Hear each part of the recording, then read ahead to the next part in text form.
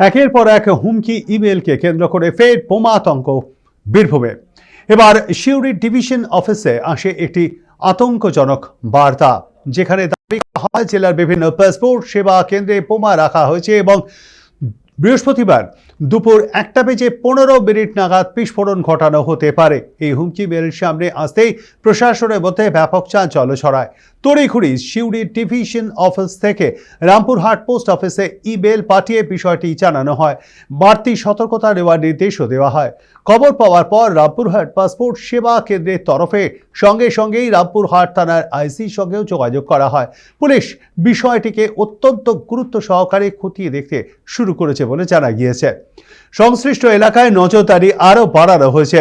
হুমকি ইমেলের পর থেকেই পাসপোর্ট সেবা কেন্দ্রগুলিতে নিরাপত্তা ব্যবস্থা জোরদার করা হয়েছে। প্রশাসনের পক্ষ থেকে পরিস্থিতির ওপর কড়া নজর রাখা হচ্ছে বলেও জানা গিয়েছে। তবে এই ঘটনাকে কেন্দ্র করে একাধিক প্রশ্ন উঠতে শুরু করে দিয়েছে। এমন বোমা আতঙ্কের পেছনে কি কোনো উদ্দেশ্য রয়েছে কিনা সেটাও খতিয়ে দেখছে পুলিশ। ঘটনায় সাধারণ মানুষের মধ্যে কিছুটা উদ্বেগ তৈরি হলেও পুলিশের তরফে আশ্বস্ত করা হয়েছে যথাযথ ব্যবস্থা নেওয়া হচ্ছে। প্রশাসনের তরফ থেকে আতঙ্কিত না হয়ে সতর্ক থাকার আবেদন জানানো হয়েছে।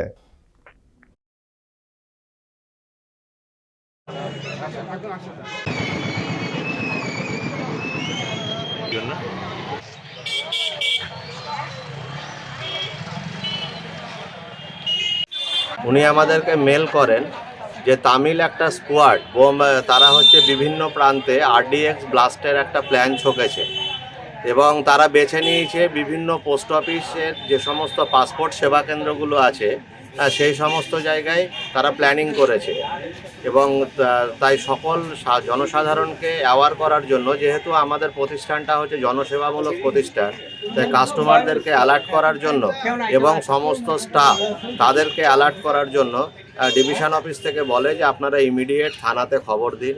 আমরা সঙ্গে 12:15 নাগাদ